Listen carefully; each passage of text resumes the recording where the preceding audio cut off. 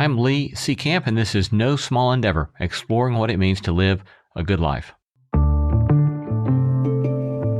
I was very, very fortunate. I just had one of those really amazing moms. You know, our house was one that kids in the neighborhood were just always in and out of. You know, everybody knew where the snacks were. Like, she was PTA, Sunday school teacher. And then one day, almost exactly 30 years ago, she got sick and she just never got better. That's Marisa Renee Lee, former Obama White House appointee and author of the 2022 best-selling book, Grief is Love, subtitled Living with Loss. I was 13 at the time. She was in her late 30s, and it would take doctors 3.5 years to figure out what was actually wrong with her. And it turned out she had multiple sclerosis. And by the time they figured it out, the disease had done permanent and irreparable damage to her brain. And so growing up, there was a lot of grief and uncertainty. And then as I was graduating from college, Mom got really sick again. They were trying to figure out, is this a complication from MS? And it turned out she had stage 4 breast cancer that had already migrated to her skeletal system. And so that's why she was in so much pain. Marisa split her time between New York City, where she worked as a banker on Wall Street, and the family home in the Hudson Valley, helping to care for her mother until she passed away 3 years later. I thought I was prepared for that loss. I knew it was coming. She and I had very honest and upfront conversations about it. I was one of the primary people managing her care. I am just naturally a pragmatic and strategic person. And so I was like, okay, I'm going to read On Death and Dying. I'm going to do research to figure out how else I can support her. And so when it happens, it won't be so bad. And then it happened, and it was terrible. I felt like I must have done something wrong because I just had no sense for the experience of grief and how daunting and disorienting it can be. Marisa was a high achiever. She wanted to get over her grief as quickly as possible and return to her life as a 25-year-old woman building a career in finance. But she quickly discovered that her productivity and social life were not necessarily a part of grief's schedule. It was about 6 months after she died, I decided there's nothing wrong with me. Like, where the problem exists is in how we treat people who are grieving and how we talk about grief and loss, like in our society. And I wrote in a journal back then, I'm going to write a book about grief and loss. It won't be sad and depressing, and it will be a New York Times bestseller. And that book finally came out in 2022 with lots of life twists and turns in between. And more recently, I have found myself in a place where I feel closer to my mom in certain ways than I ever have, even though she's been gone for over 18 years, because a couple years ago, I became a sick mom myself. Soon after the release of her first book, Marisa became one of over 20 million Americans living with long COVID. She has suffered from life-altering symptoms like chronic fatigue, severe asthma, and debilitating joint pain. Since her diagnosis in 2024, Marisa has been forced once again to think deeply about what healing requires of us and our communities. And these new experiences led to her second book, Waiting for Dawn, subtitled Living with Uncertainty.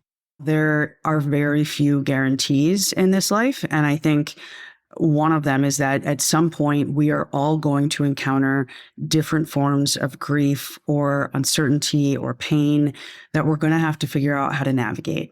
And if we can really deeply accept that, when it shows up, it's a lot easier to ask for help or to explain to someone else what you're experiencing and reduce feelings of loneliness and isolation and shame.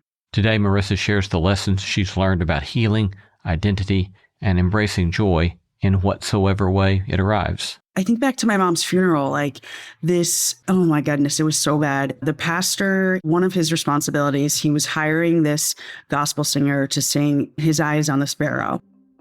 This woman gets up and starts singing, and truly, I haven't heard anything that horrendous in my life since. Okay. And that laughter, that was my response. And, you're sitting in the front row of the church, open casket is just feet away, and you're like trying to not make it clear that you're giggling. But my cousin is sitting on one side of me, and like I can feel her shaking. So, like, I know she's about to be like full laugh out loud. My grandmother is like elbowing us, but like I know she's snickering behind a handkerchief.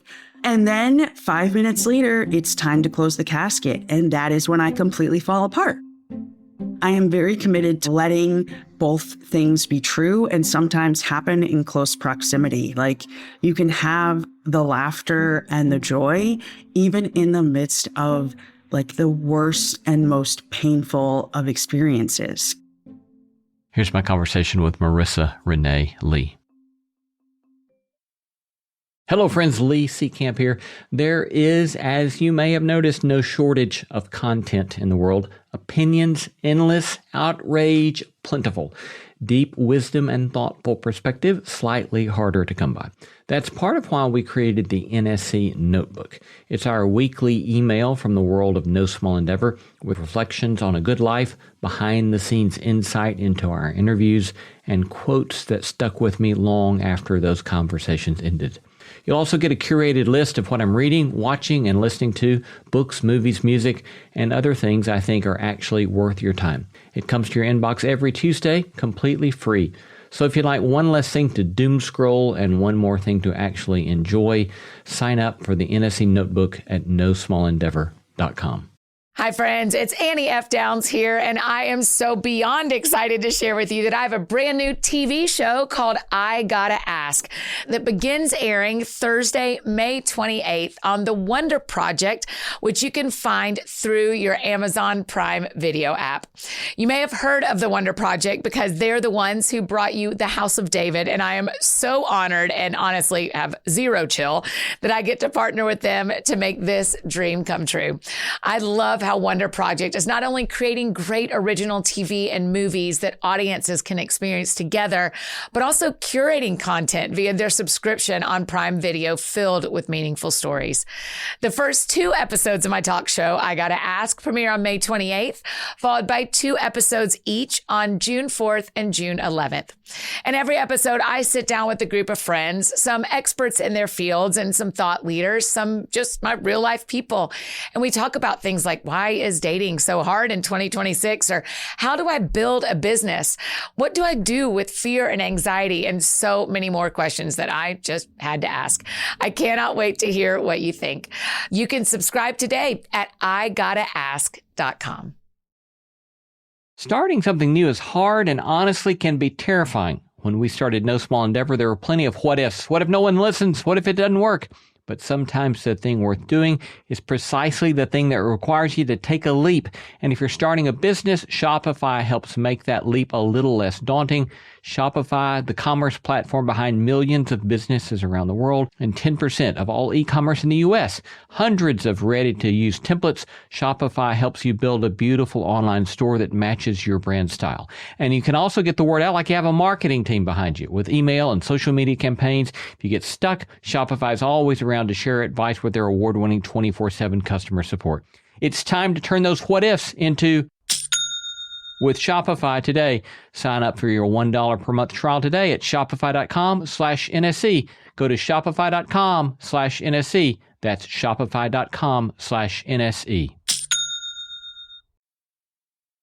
Welcome to No Small Endeavor, Marisa. Thank you so much for having me. Yeah, pleased to have you.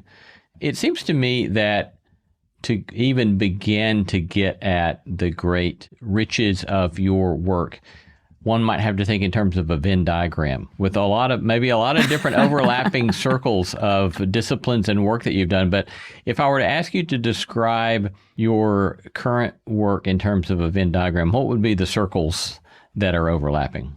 I love that. I think the overlapping circles are like love, healing, and equity. I spent a lot of time sort of thinking about does my work make sense? Because there's a lot of different things that are always happening at once, research projects, there's client work, and then there's my writing and speaking. And I realized that across everything, my goal is to ensure that everyone has the ability to live a full and joyful life, no matter the circumstances of their birth or the things that might happen to them in the course of their life. And every part of my work gets at that overarching goal, or I try to make sure it does. Yeah, and it's really interesting to me that as you answered that, instead of seeing grief as one of the circles you used, you chose healing, which I find a very helpful kind of inversion maybe of the expectation there. And yet the grief topic obviously is another thread that you're grappling with as well. How would you describe kind of your posture or attitude toward grief? And where do you think that came from? So when I first lost my mom, my posture and attitude was, I don't want to have anything to do with this. This is terrible. I just kept wanting to get back to Marisa. I wanted to be young and carefree and going on dates and being a banker and just having that New York City fun young person life.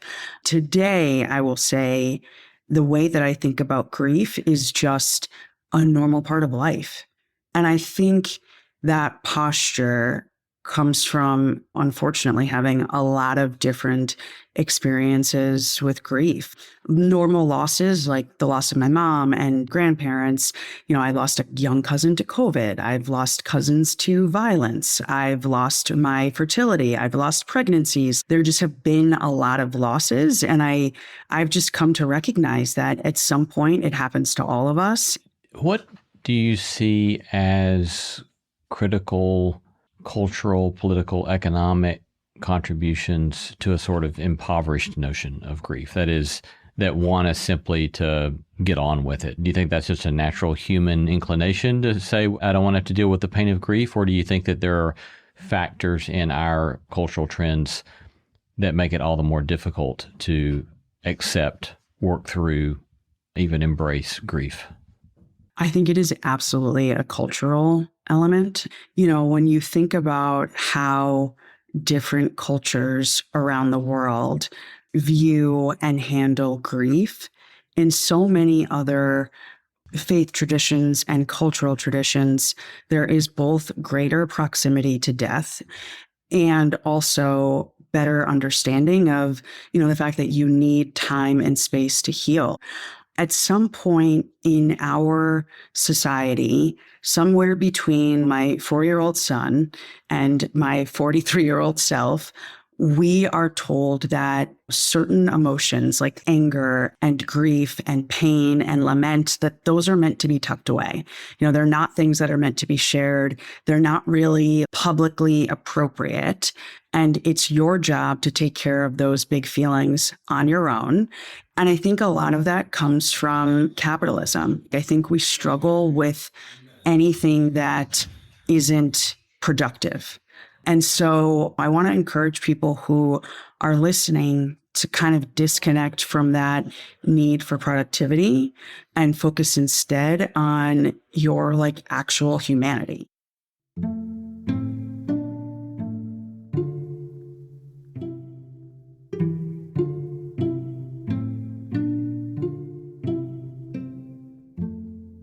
You mentioned a moment ago that not only did you deal with this great loss of your mother that continues to this day, that you're continuing to process reality that you're living with, but you also then have had the encounter with long COVID. And for those who maybe are not familiar with what a very debilitating case of long COVID looks like, could you describe what your experience has been like with that? Yes. So first of all, for context, for folks who just aren't familiar, and a lot of people really aren't very familiar with it, the easiest way to understand long COVID is immune system dysfunction that then triggers nervous system dysfunction. And when your nervous system isn't functioning properly, it then creates all of these other problems within your body. And so for me, I got COVID for the very first time in April of 2024. I genuinely thought I was someone who was just never going to get COVID. And boy, was I wrong. And, a week or so later, I tested negative, but I was still sick. and spent months trying to figure out what is going on. I was experiencing everything from shortness of breath, which then became lungs that had severe asthma. My larynx was over 70% blocked, in addition to my lungs not functioning properly. The bodily fatigue is like the flu, plus the exhaustion of new parenthood, plus the worst hangover of your life, and just extreme, extreme weakness. I would get up in the morning and you're always exhausted, because a part of the nervous system dysfunction is, even if you can manage to sleep, and I've only been able to sleep medicated for the last 2+ years, your body stays in this sustained state of fight or flight. Some days I would have to spend 4 or 5 hours in bed before I could even stand up and take a shower. Other days I wouldn't have the strength to even take a shower. Horrible knee pain. I mean, it has been one of the most challenging and debilitating experiences of my life. And I do want to say, for folks who are listening and have family members who have long COVID, or friends, or who are dealing with it themselves, there are things that work. You know, I'm obviously in a much stronger and better place now. And so I always want to encourage people to find doctors who will really listen to you and try to help you, because there are things that are helping people live better lives with long COVID.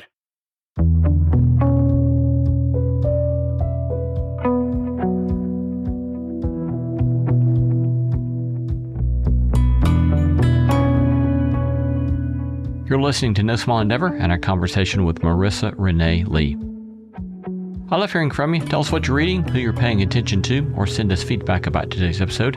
You can reach me at lee@nosmallendeavor.com. You can get show notes for this episode in your podcast app or wherever you listen. These notes include links to resources mentioned in this episode and a full transcript.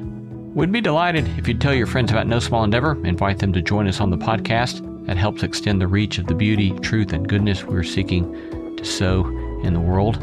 And that way you'll have more friends to talk to about the topics we discuss on NSE. Coming up, Renee and I discuss spoon theory and the importance of committing to what she calls realistic hope.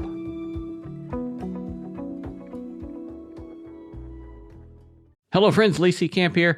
At No Small Endeavor, you know we spend a lot of time talking about a good life, but the truth is, a good life is not something we can figure out alone. It's something we discover together in community. That's why we created Endeavor Together. Endeavor Together helps small groups gather to talk about the big questions of life using episodes of the No Small Endeavor podcast. Each series is a simple 4-week guide with questions, short videos, and prompts designed to spark meaningful conversation. We've just released our newest series called A Good Life. It's a 4-part exploration of what it means to pursue a life worth living in community. Here's how it works. Participants listen to a podcast episode ahead of time, then gather with a group to talk it through. We provide the framework for great conversation. The best part is, thanks to our friends at the Lilly Endowment Incorporated, it's completely free. You can explore A Good Life along with our other conversation series like Let's Disagree Better and Vulnerability by visiting nosmallendeavor.com or clicking the link in the show notes.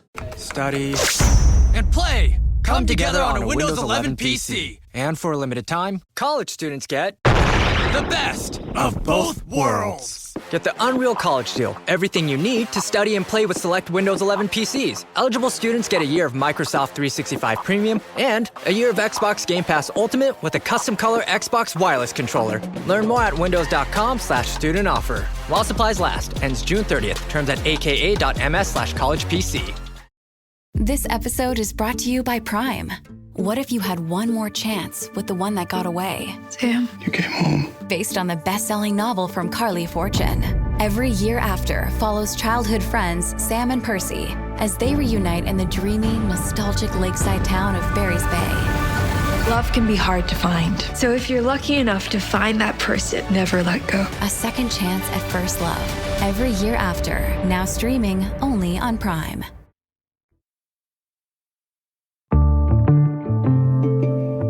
How did you find ways to keep on going in the midst of that kind of weight that you were having to carry?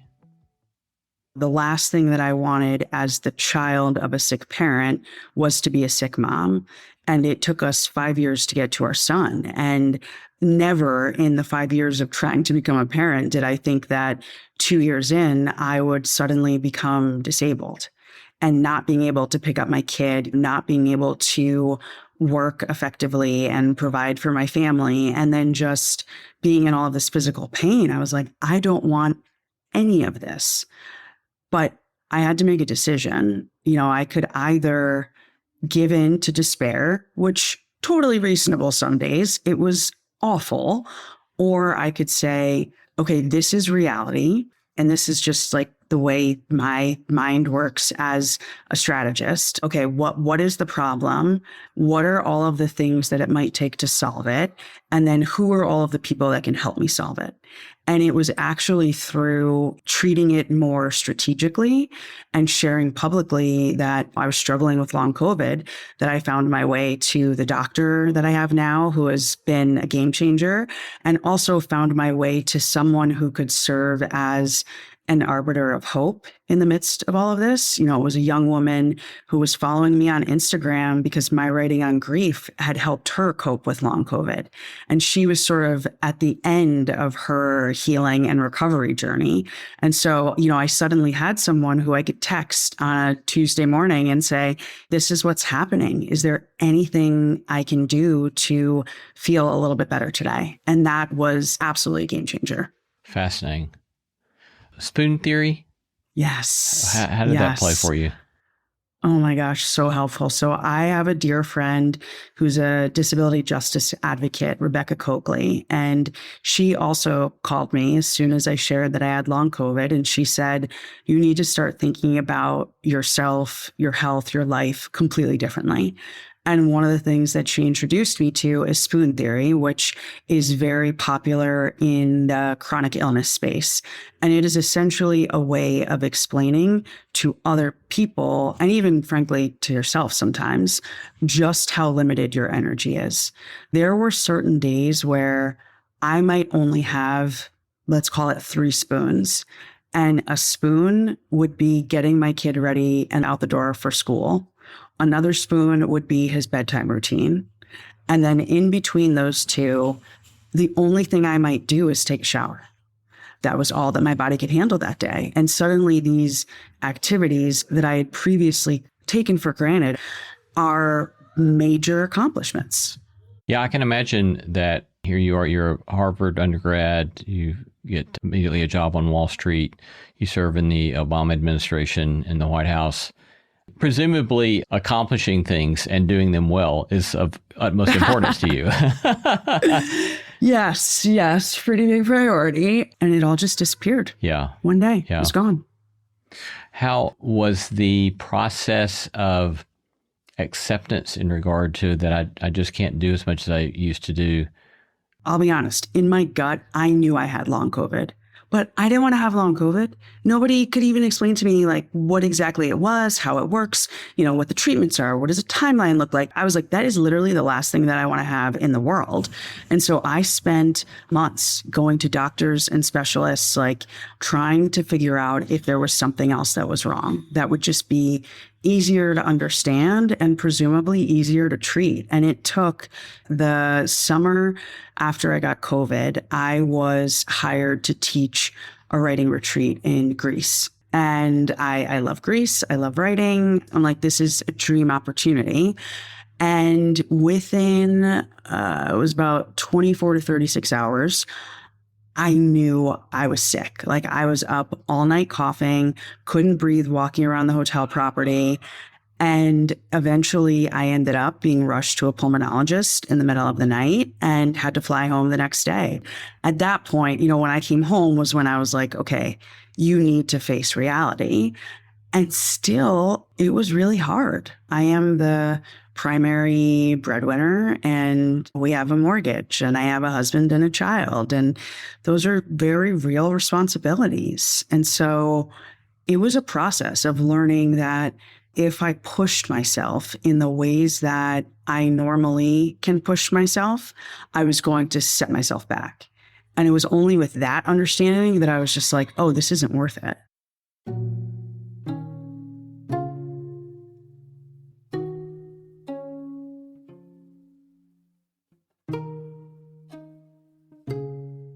in Waiting for Dawn, you talk about gray grief and this perpetual chronic kind of grief that there can seem to be no end to, and a number of different kind of ways to approach that. And one of them is you kind of give us permission that it's okay to flake. Unpack that one for us. When you give yourself permission to do that, it is very freeing, because when you end up in this place where you're dealing with some overwhelming challenge or uncertainty, whether it's your health crisis, or maybe it's a parent who you're trying to transition into a care facility, maybe it's a divorce, a challenge with your child, job loss, whatever it is, you need to be able to completely clear the decks so that you can deal with that thing appropriately, and also deal with the stress that whatever it is you are having to face is going to bring to bear on you physically and mentally.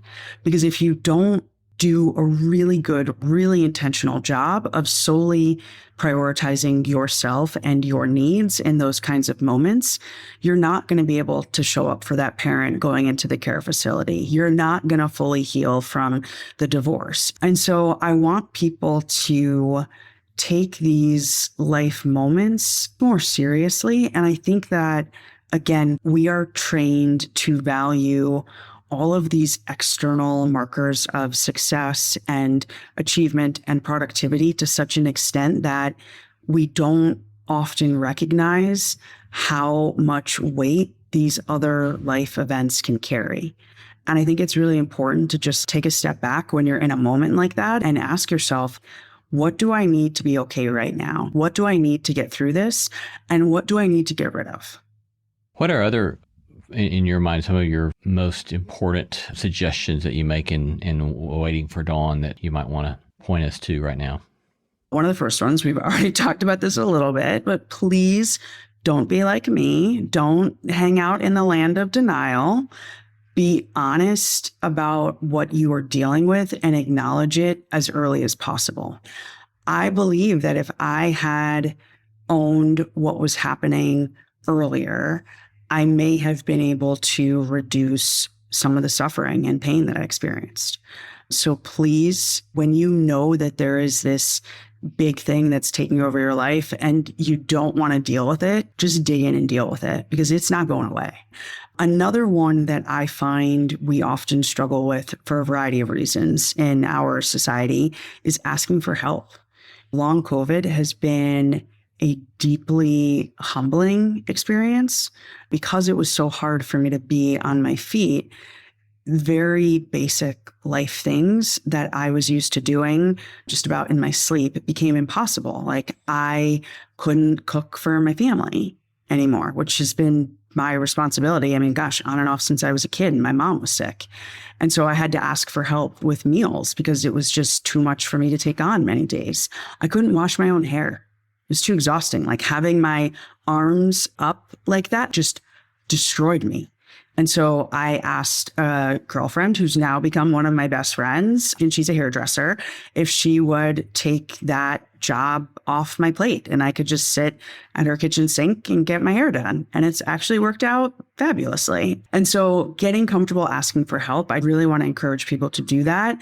And then the third thing that is just so deeply important, no matter what the uncertainty is. Everything in Waiting for Dawn is supported by research and data.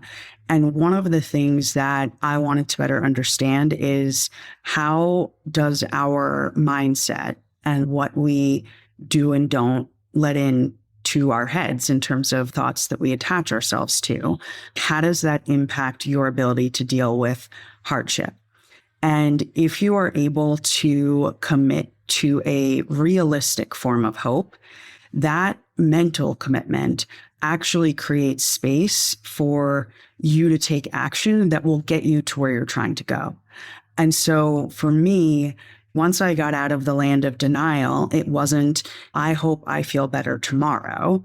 My mindset was, I will not live like this forever. I am going to do whatever it takes to get to a better place. I don't know how long it's going to take. I don't know what it's going to take. I don't know who I'm going to need to help me, but I know that I am going to get to a better place because I am going to commit to taking whatever actions are necessary to get there. And so I want people to try and commit to their own versions of hope. And it even matters when you are in, frankly, darker and harder periods of uncertainty. In 2023, one of my young cousins went missing. She was in her late 20s. She had dinner at my aunt's house on a Sunday, and I got a call that Thursday that no one had seen her and she hadn't been heard from since. And she was only, I think, like 4 or 5 weeks postpartum. And so it was a really terrifying situation. And we had some ideas of what we thought may have happened to her. And it was awful. You know, I was honestly immediately confident that she had been killed.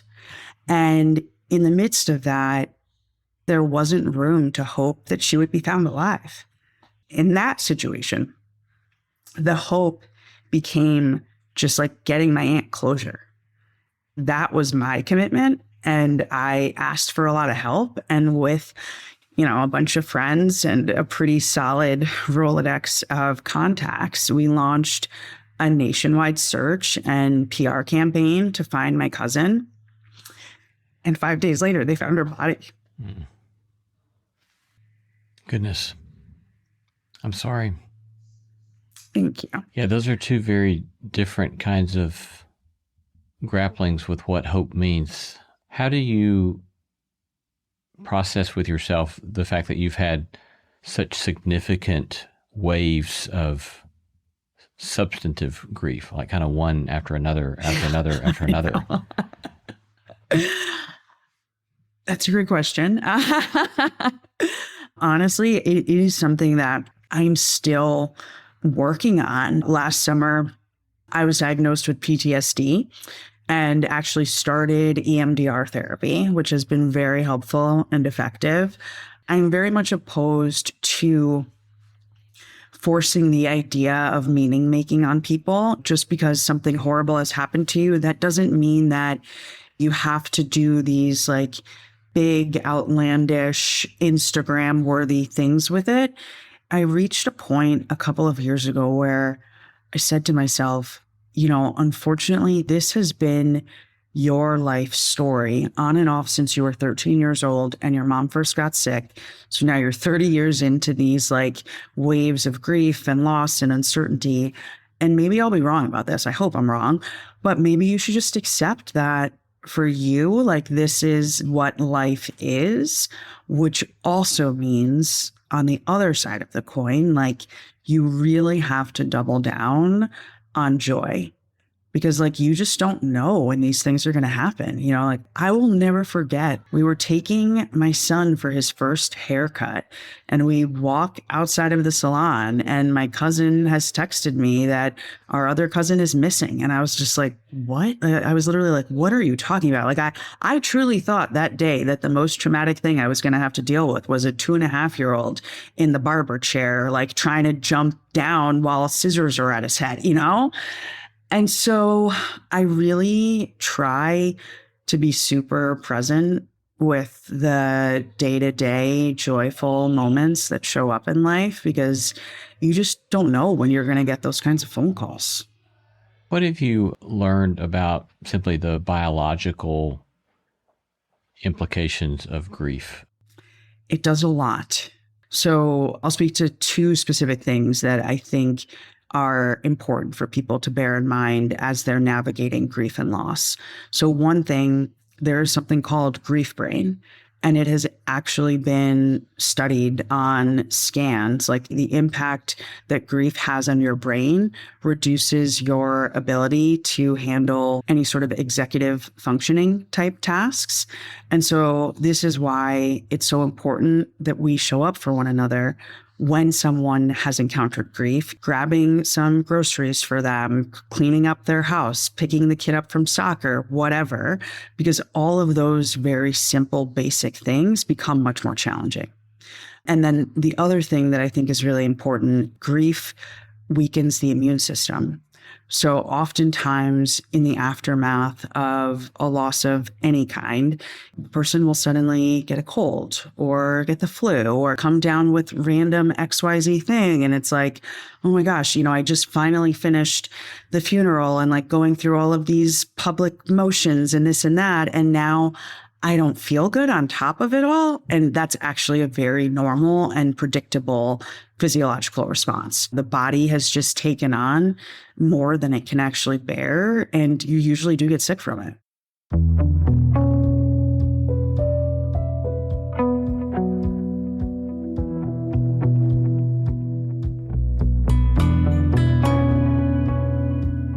Coming up is a short break, followed by our discussion on what Marisa learned from working at the White House and why a Beyoncé concert was a critical piece of her healing journey.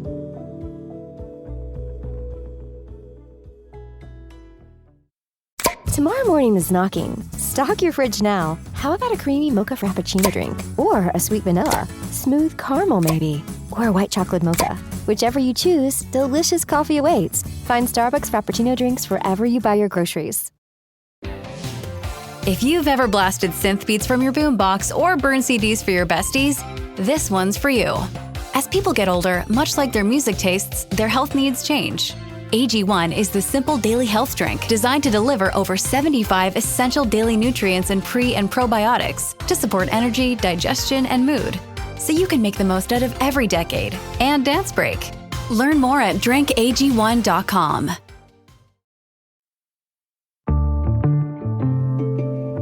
Your work has taken into account social and systemic realities, and one way I'd like to get into that is to ask you, so you come right out of Harvard, you take a job at Wall Street, and then you take a position in the Obama administration. What would you say was helpful to you about going from Wall Street to the Obama administration? Practically, on the skills front, I joined in early 2010 at the beginning phases of economic recovery post like 2008, 2009 recession. And most of the people who were a part of the president's economic cabinet, more junior staffer level that I was a part of, they were primarily young people who worked on the campaign, public service minded folks, but they didn't have an understanding of like balance sheets and income statements and access to capital and these finance world issues. And I was able to enter as a commodity trade lender who was constantly thinking about math and numbers and how money moves and how trade works. And so I was able to play, I think, a fairly effective role on things like the work we did to implement the Small Business Jobs Act or implementation of the American Recovery and Reinvestment Act, because I had an understanding of the way like money and investments and things of that nature worked. I also think I was given a lot of really good training in my job on Wall Street to make effective arguments, because I worked for the oldest private bank in the country. And so anytime I wanted to get a loan approved, I had to put together a multi-page report and then present on it to the bank's senior most partners, general counsel, et cetera, because for all of those people, it was their money going out the door. Being a young Black girl with no previous finance experience and sitting there with a bunch of old white men who like I still love and adore. And, you know, like sitting there and trying to like make the case for these traders, some of whom were a little squirrely, I'll be honest. You learned a lot on how to like be thoughtful, how to be strategic, how to construct an effective argument, how to anticipate the questions that someone was going to ask. And it definitely helped when, you know, I got to the point where it was like, okay, you're going to be briefing Valerie Jarrett, or you're drafting the talking points for the president's meeting with CEOs and business leaders. It absolutely made that work easier. So with that sort of perception, taking from your experience in the Obama administration, what would be key insights that you developed just about social political realities that perhaps a lot of us might not think about on a day-to-day basis that you think are really important? So I started thinking about social issues when I was a teenager. I was 15, and I was starting to notice that there were these kids who were in my honors classes in middle school that then when we got to high school, they just fell away. And I was constantly questioning what has happened here. What sort of things do I have from my parents and grandparents and community and church and whatever that maybe they're not getting access to? And so in the Obama administration, I got a much deeper understanding of the why and the ways in which all sorts of systemic challenges that exist both nationally and at the community level impact the odds of someone actually making it in this country, whether you're talking about an individual or a small business or a manufacturing company in the Midwest. I started to see this is why it works here, but it doesn't work there. And in almost every case, in addition to the obvious race concerns, so much of it was about socioeconomic status. Whether you were talking about issues of safety and criminal justice reform, or what businesses were succeeding, or what kids are going to college and where they're coming from. The more you understand, I think the angrier you become. And the thing that made me want to join the administration was a speech that the president gave in Kansas when he was still candidate Obama. And he talked about his vision for the American dream and how it's not about a quality of outcome. Not every kid is going to go to Harvard. Not every kid is supposed to go to Harvard. That's obviously ridiculous, but it's about a quality of opportunity. Every child deserves the same starting position. And we know that that's just not what happens. And so what do we need to be doing to correct that? And that is a question that I am asking all the time. When I think about this work that I focus on more now with grief and healing equity, at the end of the day, the people who are most often called to grieve are also the people who are most disconnected from the resources that facilitate healing. Whether we're talking about paid time off or the ability to afford childcare so that you can go to therapy, or even like resources like therapists and mental health providers in your community, quality healthcare system to support you when something in life goes sideways and the stress of that situation makes you sick. These sorts of concerns are not new in your family system, at least. I read a story about your grandfather in Statesboro, Georgia. Would you share that with us? Yes. It's so funny because I'm like, oh my gosh, if he were still alive, would he be like, you need to stop telling that story? Maybe. So my grandfather, I mean, first of all, he was like a giant of a man. And, you know, I feel very fortunate that he was a hands-on grandparent, even being like a man from a certain generation. Like he was at every dance recital and track meet and basketball game and all the things. He was also just very quiet, like a quiet giant. And I didn't hear this story until after he died. So only in the last couple of years was this made known to me. He knew that the best opportunities for our family weren't going to be found in the South. They were living in Statesboro, Georgia, and my grandfather was determined to make his way north and was initially offered an opportunity in Florida and believed that that would offer a better chance of getting hired somewhere in the North from there. And so that night before they're set to depart, the man who owned the fields where my grandfather worked showed up with some of his buddies, and they had trace chains, which I didn't even know what these were, but they're the thick metal chains, like super, super thick, that are used to attach a horse to a wagon. Obviously, their intent was to beat him into submission and have him stay and work for them. My grandfather met them at the door with shotgun in hand, and my family left the next morning. They were only in Florida for a matter of months before a man from the Hudson Valley, where I get to live today, offered my grandfather a job in New York. And, you know, they were a part of the 6 million Black Americans that migrated from South to North in the Great Migration. It's just so remarkable to think about the decisions that generations before us make and the impact that that has upon our own opportunities and privileges, doesn't it?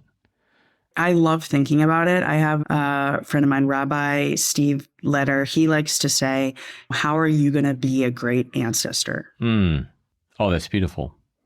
And how are you thinking about being a great ancestor?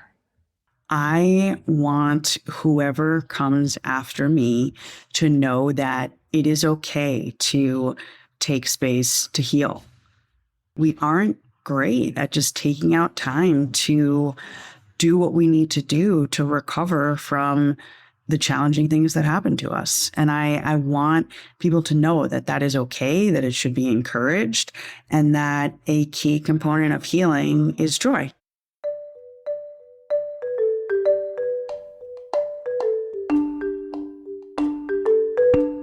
You share that you keep an ancient Bible by your bed, and in Waiting for Dawn, perhaps in the preface, you mentioned being raised in the Black church. But I wonder how has your faith played into the things that you've been navigating, things you've been learning, the particular practice maybe of hope? How are you finding this to be of some sort of sustenance to you or not?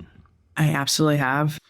I am a big faith person. I was a Sunday school teacher. I preached a couple sermons. I've led Bible studies. I've done all the things.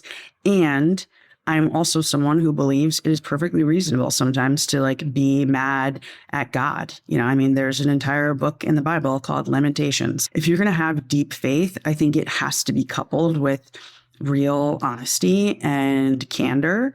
So there has been plenty of rage these last couple of years. And there have also just been the verses that pop in and lots of prayers. And I know that there are so many people who have been, even if they're not physically proximate to us right now, who have just been praying for us to make it through this season. And that has been a really important piece of this for me, believing that everything will work together for good and trusting that there is a greater plan. My hope is that not only my faith and commitment to hope and joy and just leading a life that is really deeply rooted in equity and justice will be strengthened, but also that someone else will see it and maybe it will help them too. I appreciate that you've been reticent to want to go down that path of everything happens for a reason, or to fill our suffering with meaning. Yeah. And perhaps there are realities of suffering that are simply absurd and should never be thought of as meaningful. And so I appreciate that sensitivity a lot myself, and the sort of acceptance of reality and then trying to find a way to go forward through that. And I wonder, at the same time, it seems like there's another kind of possible pitfall would be to let acceptance of grief become a sort of debilitating identity, perhaps. How do you think about not accepting that kind of identity? Yeah, it's so funny. I wish I knew what it was about me that keeps me from doing that. But even in the worst of grief moments, I still end up laughing and having a good time. And I might be a crying, weeping, sobbing mess a few minutes later. So I think I want people who are in it right now, in whatever way you are in it, I want you to figure out what is going to bring you some measure of joy. Whether it's the big joy of a trip to Paris, or last spring, I had to go to the Beyonce concert. There was just no way I was going to miss the Beyonce concert.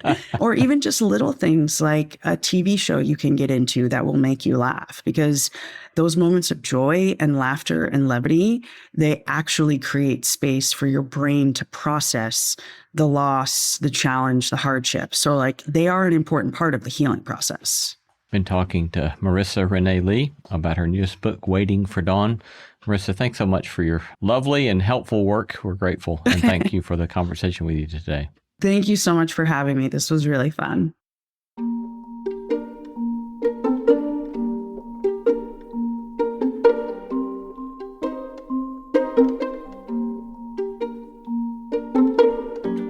Here's one closing take on today's interview. Marisa Renee Lee gives us numerous practices toward a good life. Here's just 3 I'm taking away. First, let grief be grief without treating it as a personal malfunction. After her mother died, Marisa first assumed something must be wrong with her, but 6 months later she decided, there's nothing wrong with me.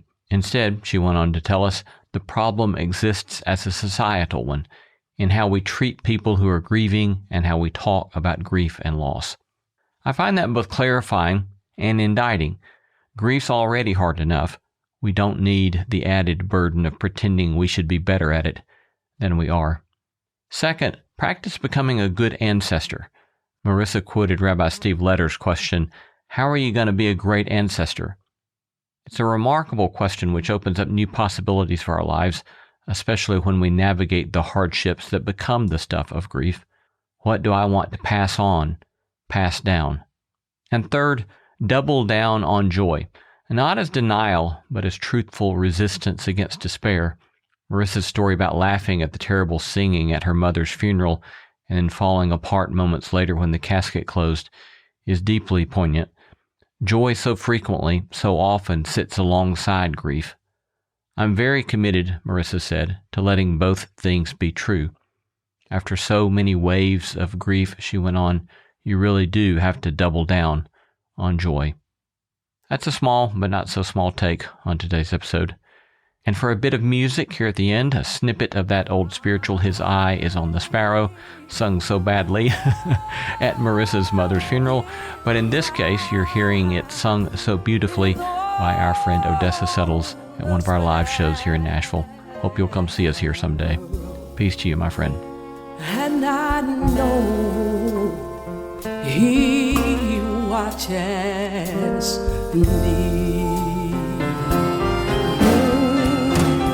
I sing because I'm happy, and I sing because I'm free. Whoa, His eye is on the sparrow,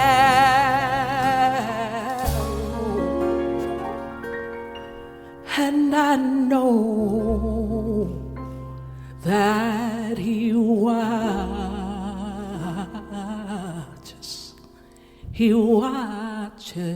me.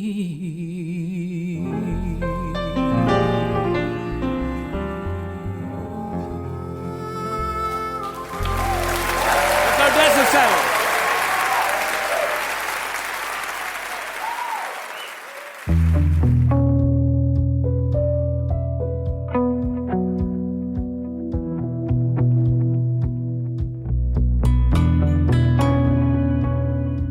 You've been listening to No Small Endeavor and our interview with Marisa Renee Lee on her new book, Waiting for Dawn, Living with Uncertainty. We gratefully acknowledge the support of Lilly Endowment Incorporated, a private philanthropic foundation supporting the causes of community development, education, and religion.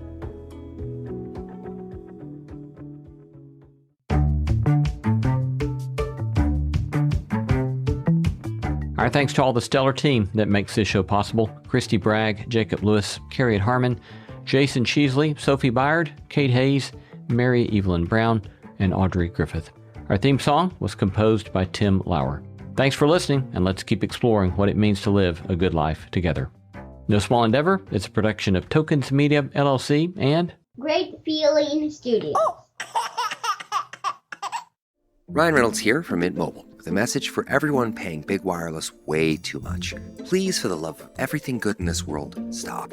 With Mint, you can get premium wireless for just $15 a month. Of course, if you enjoy overpaying, no judgments, but that's weird.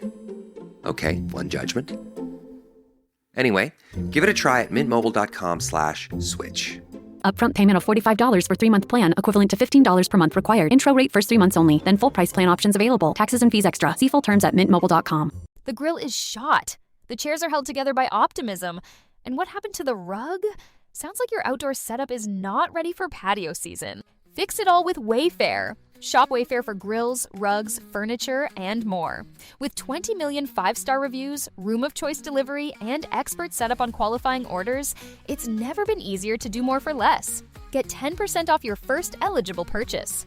Hurry to wayfair.com or download the app now. Wayfair, every style, every home.